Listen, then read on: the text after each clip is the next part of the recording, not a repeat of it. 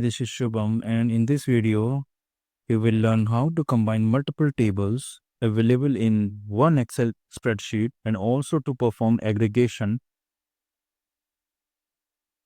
So we have three ranges or three arrays here, month-wise for the March. As you can see here, there are different regions, region 1, 2, 3, then product A, B, and E. For April, we have different products and we have different regions as you can compare. And then we have the month of May. So we have three ranges. And we want to combine in such a way that it produces the aggregation of sum based on region and products. Okay. So let's get started.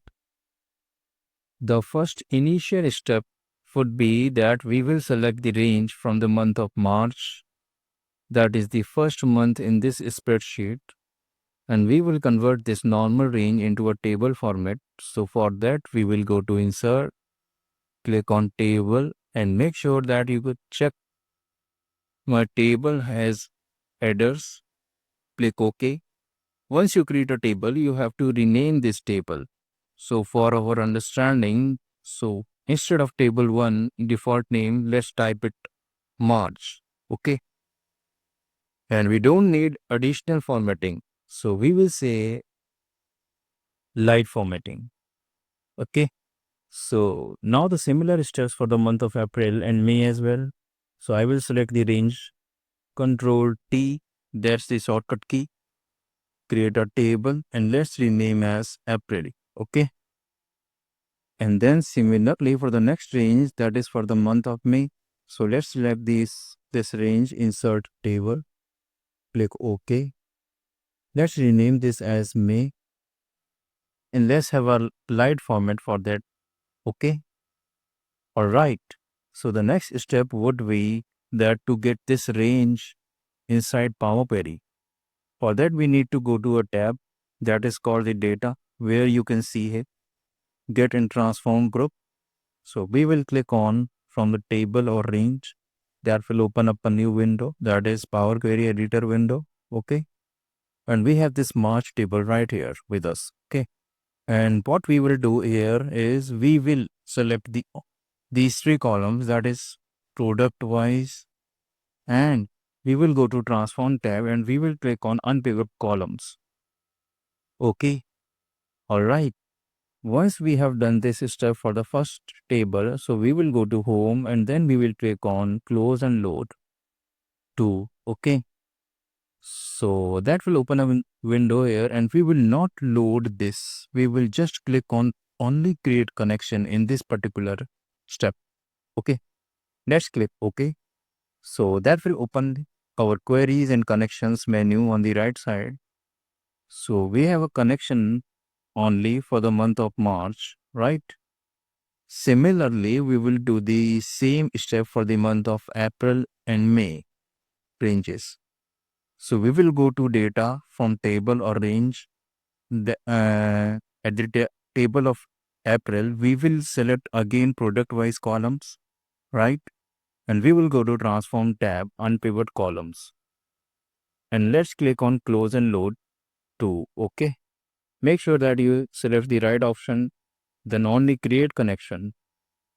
Click OK. So this is a repetitive step. I hope you have understood this now. So the last month, that is for the month of May, again select 3 on the products. Okay.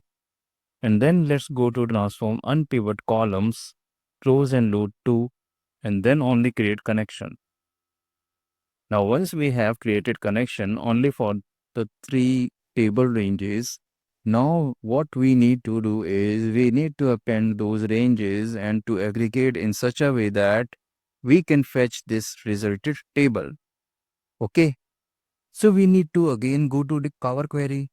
So for that, as you know, we will click on data, click on get data, and here we will select append.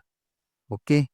Now that will open a open a dialog window, and here we will select 3 or more tables and we will select March, April and May.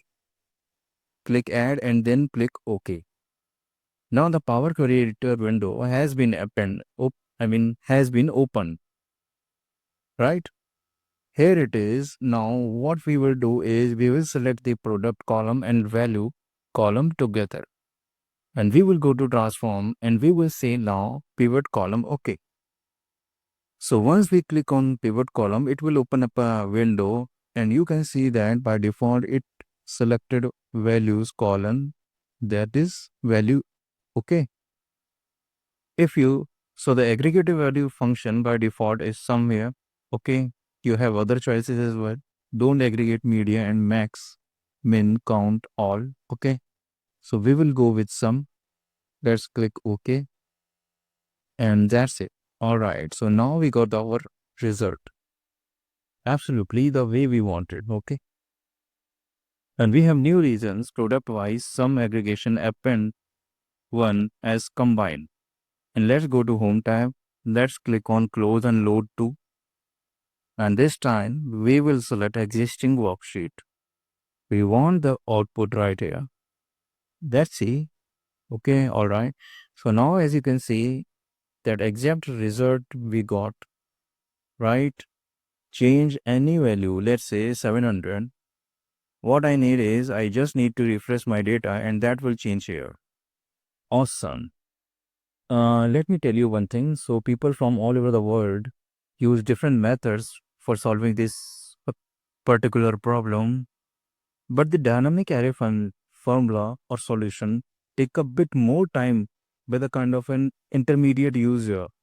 And eventually, if the things are simplified with the Power Query, my suggestion would be, let's go with the Power Query first. Rather than consuming the time and thinking and applying for dynamic array, which could be very big and complex to do until and unless you have a great command over it, right? But every user does not have this. But every user can go and learn this very awesome tool that is Power Query to transform the data. Okay? Thank you.